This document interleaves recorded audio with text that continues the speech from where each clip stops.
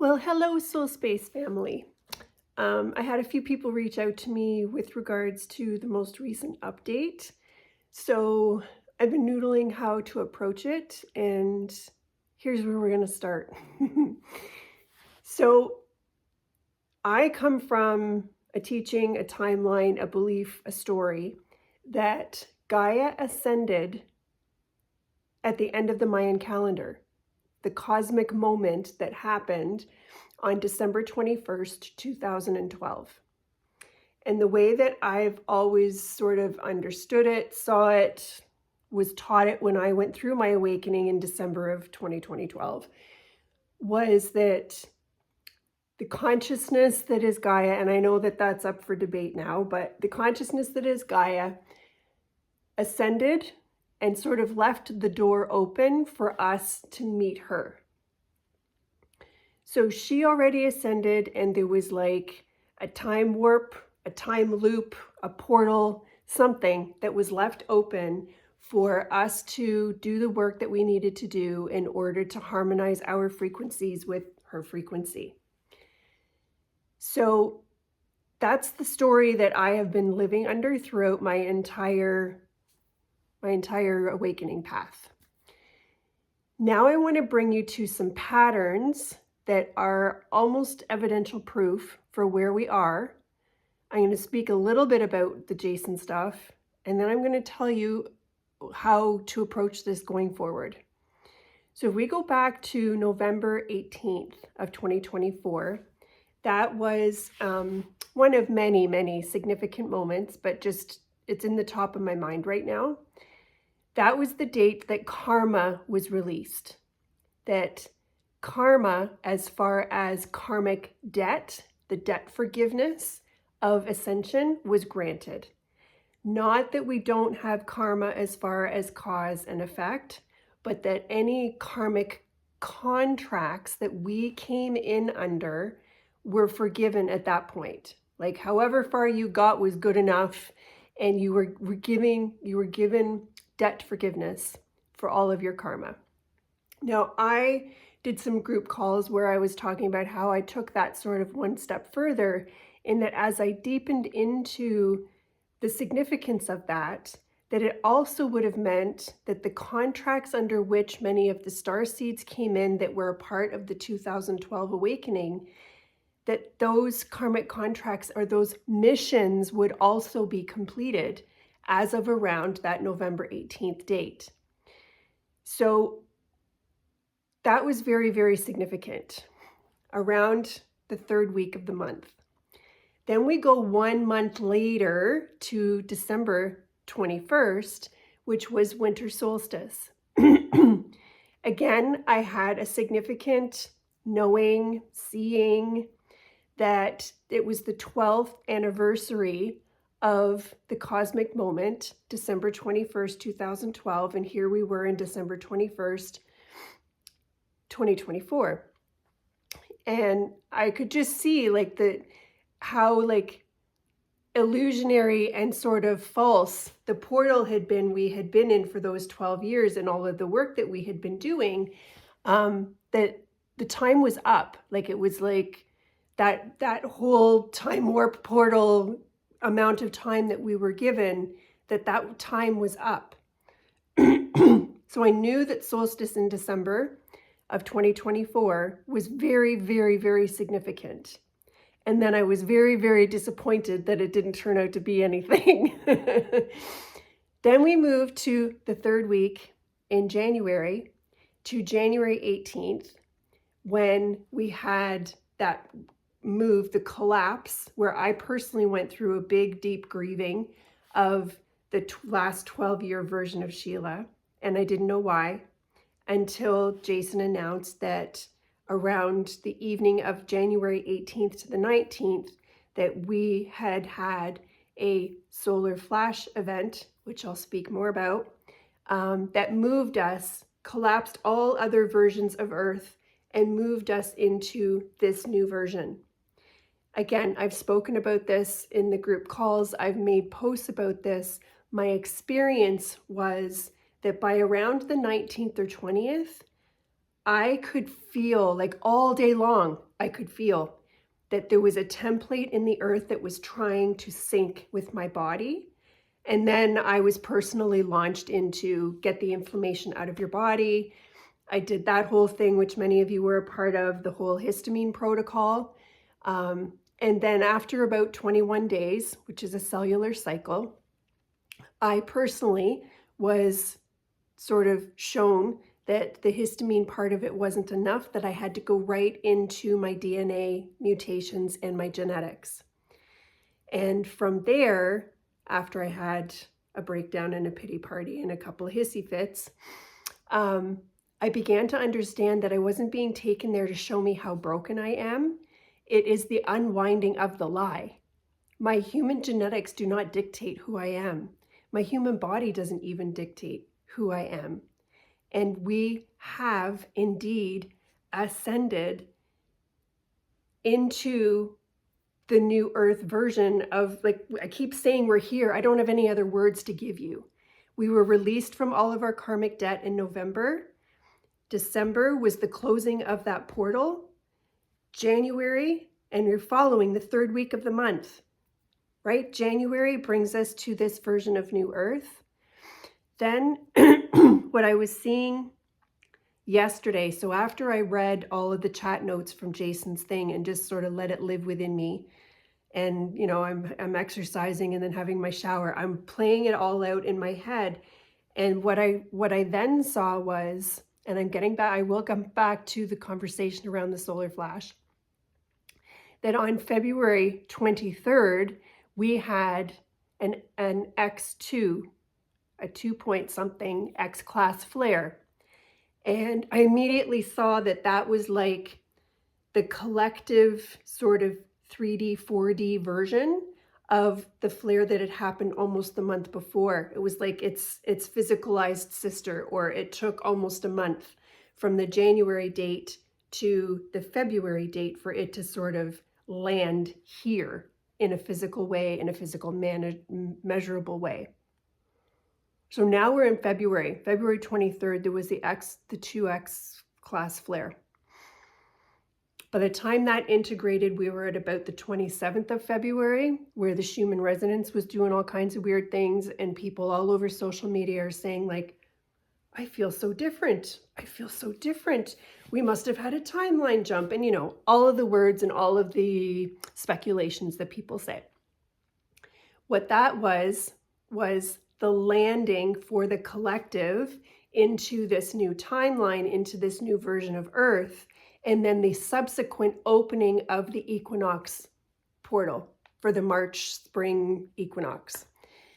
So the equinox is sandwiched between two eclipses. Very, very, very rare. The first eclipse for March 14th is happening in the south node of the collective astrology in Virgo. So that is going to be a launching off point to sort of pull the collective out of their Virgo-ness and send them on their way towards the north node, which is in Pisces. Then we have the equinox, then we have another eclipse. During that whole, the equinox window is open now. We are in the corridor of those energies right now, and it is going to be bringing in culmination, a higher value of the higher self, the I am presence for everyone to whatever degree or level that they are ready, that their conversations with their soul and their higher self that they are ready to have. So that again happens around the third week of the month in March. That integration period will take us into April and Easter. Now, I don't follow any particular religion, but there is a thread of truth to all of it. By the time we get to about the third week in April, around the 20th, I'm not sure what a date exactly Easter is this year, but it's around then. It's the resurrection of the Christ. And ascension is all about the Christed consciousness being returned back to the planet. So here is my information about the solar flash, how I'm seeing it, and how I'm unpacking it. When I first heard about the concept of there being a flash, a solar flash event, and all of the sensationalism, and again, all of the opinions that go with all of that, I didn't understand what people were talking about, because they would say solar flash, and what I would see in my third eye would be up here, a flash that comes down into the third and fourth dimension and then stretches out. It slows down and stretches out. So it didn't make sense to me that anyone would talk about it as being a flash event, like a lightning bolt. Because every time I saw it, I was seeing it as a flash up here, but then when you bring it down into the realms that we live in, it was going to be slow and spread out. So I was like, that's a little suspicious to me. I don't think that's the way it's going to work. But again, I separated from myself and allowed someone else's teaching to be more important than my own inner knowing. Lesson learned. And I was just always sort of walking the gray line between where does the new earth part fit in, where we just all learn as human beings to play better together and co-create better together, and then this seemingly solar flash thing event where everything that's non-organic is going to be in a flash completely blown away. So I've been kind of walking the line in between the two, until Jason said that there was actually a flash event that happened January 18th, 19th, probably in our sleep, in the energetic fields that are invisible to us. So we didn't know that it happened, although I do think it finally landed here in February, that was the flash event that brought us to New Earth. And again, my only personal evidence or proof that corroborates what Jason said is that I have, as I mentioned, that feeling of being synced up with this new template and my body, and then launched into all kinds of health stuff that I've had to do to sort of make my body a more acclimated place for this syncing to happen. So it's unlikely that there's going to be another solar flash event. It's unlikely. I can't foresee how or why it would even be necessary, because we're here now. That 12-year time warp loop that was left open for us has closed, and we've been relieved of our karma, and now we're here, and there has been a flash event, whether we believe it or not, but really, why would it be necessary at this point? If really all that is left to do is to do the cleanup of what has come with us, which is really just on the surface level, and get the unawakened sort of on board, and then we just start co-creating what we need to co-create that is in harmony with the template of the land mass in which we live on. Okay, so I don't know anything. I've never even heard the word Tiamat. I've never even heard the word before. I don't even know what that is. But does it matter is really the bigger question. It doesn't matter if we're on Earth, if we're on Mars, if we're on Venus, or if we're in somebody's gymnasium with some holes in the roof to make sure we can still breathe. It doesn't matter. Everything is just consciousness playing itself out, and we, as the human form, are the only thing that is physical. Everything else is etheric. So that brings me to something else that I don't talk about very publicly, because, you know, in the world of how crazy is Sheila, this one's really out there. But I don't necessarily believe that the planets, Jupiter, Mars, Venus, or the other star systems, the Pleiades, the Arcturus, all of those places, I don't necessarily think that they are out there. It's inside. Our organs are the planets. And now that will be up for discussion as well. But everything about this reality is God consciousness projecting itself through the human, and the human that has been in the past always just projected out onto the screen. So why wouldn't the planets be the same? So what difference does it make what planet we're on? This is all God's dream. It's all being projected onto a wall anyway, and the only part that's actually physical and actually real is us. So we have no control and we have all of the control, all at the same time. I can't speak for what this Tiamat is. I'm not even going to research it because there's no point in filling my head with information that's fake. I'm leaving myself open to understanding what that means.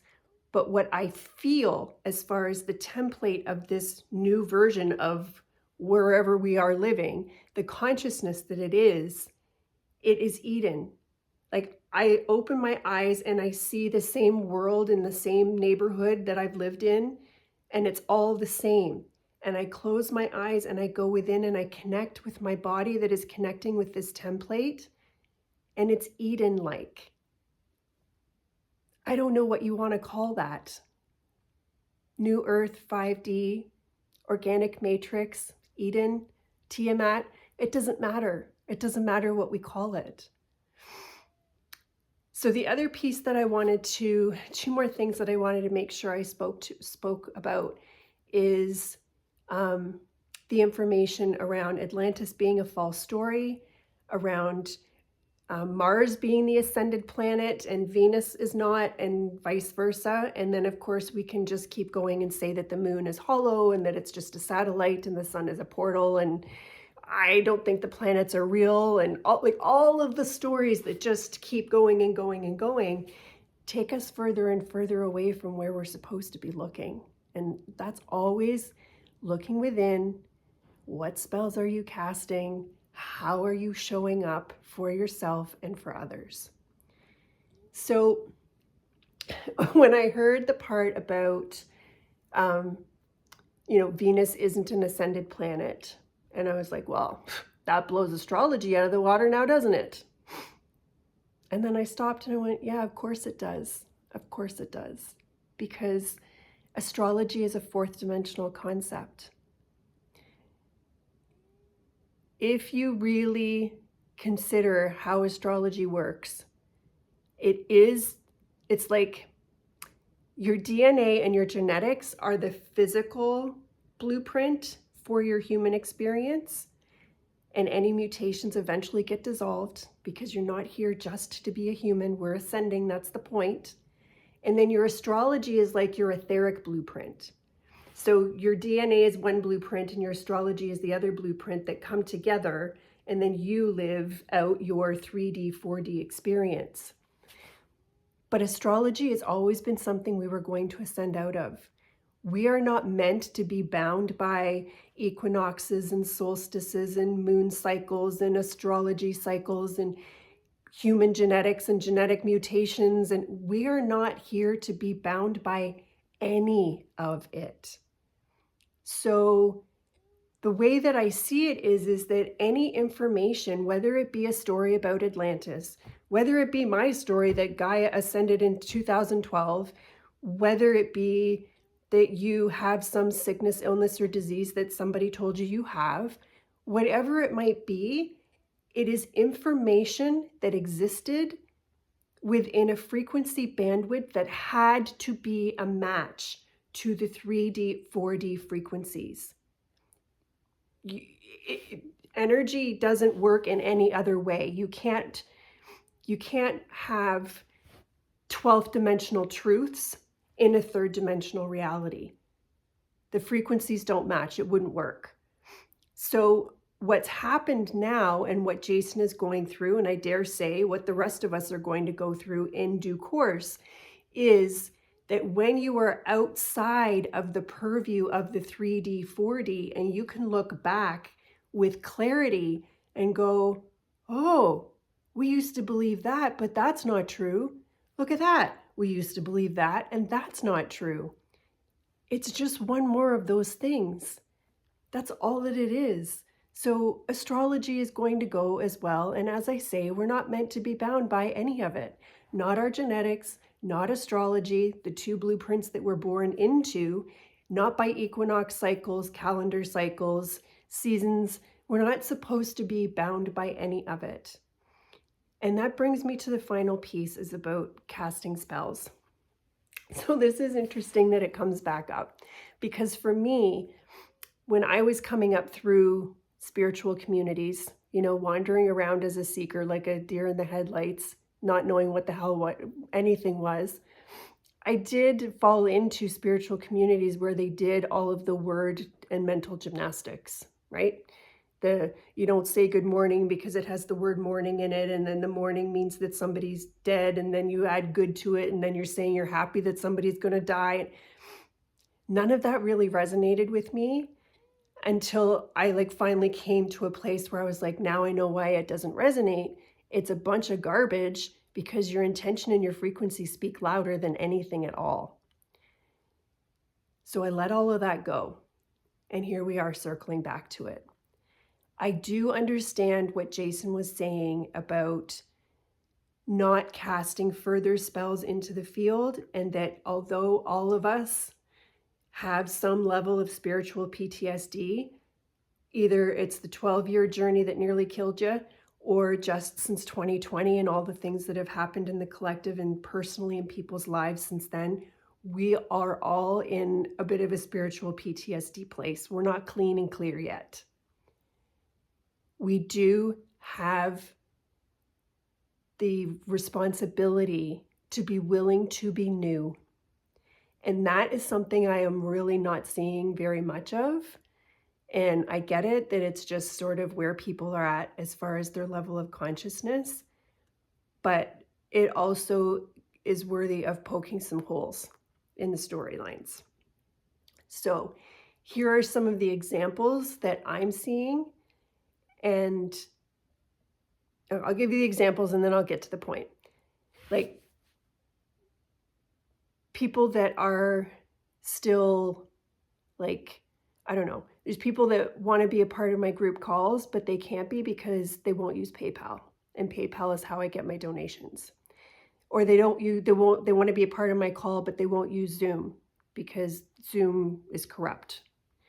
And somebody gave you a diagnosis at some point, so you walk around with the language of, oh, well, my blah, blah, blah is really bothering me today, or this or that, or I have to live and prepare an entire lifestyle around this diagnosis that I have. Those are casting spells.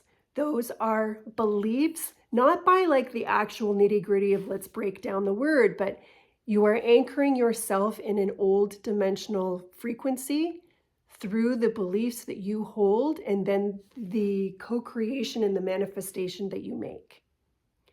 So I'm not saying, and neither is Jason, that casting spells means you have to start doing all of these verbal mental gymnastics in every single word that you use. That's not the point. The point is that we're in a new co-creative space. If you knew the amount of work that has gone into getting us to this place, you would really, really understand what a gift it is. And that will come in time. But just be really aware of how much old shit you are intentionally dragging around with you, particularly around dis-ease in the body, medical diagnoses, labels, the way that you build and co-create your life, that unknowing to you, you're actually doing it more in support of the illness than you are in the support of the healing. The same thing with governments, corporations, your ideas around money, all of the conspiracy theory stuff, and a lot of it is true, that keeps you hooked into a certain narrative. You are casting spells upon yourself and into your own field, which then becomes the ripple that is the collective experience, and there's really no need for any of it. So challenge yourself in how new can you be? How can you shift your narratives, your paradigms? And you may not even at this point change the way that you construct your day-to-day life, but you can do it with an intention that sounds and looks and feels vibrationally different. So the journey that I am still on in healing and supporting my genetic mutations through lifestyle and diet to allow them to be dissolved so that I'm not putting garbage in while the garbage is trying to take itself out.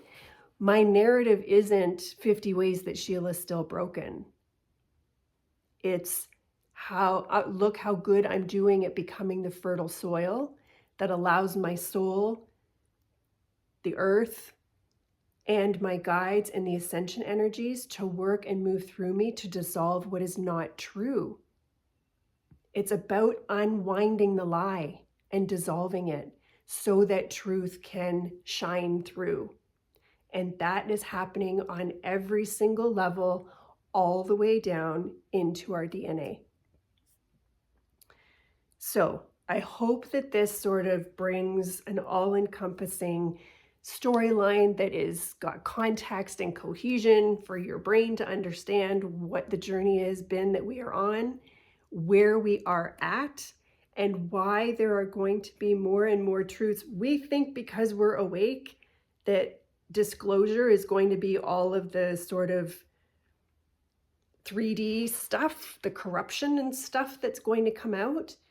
There's going to be multiple layers of disclosure, even in the spiritual communities and in the storylines and in the history of what we've ever been told about the planet and how it got here.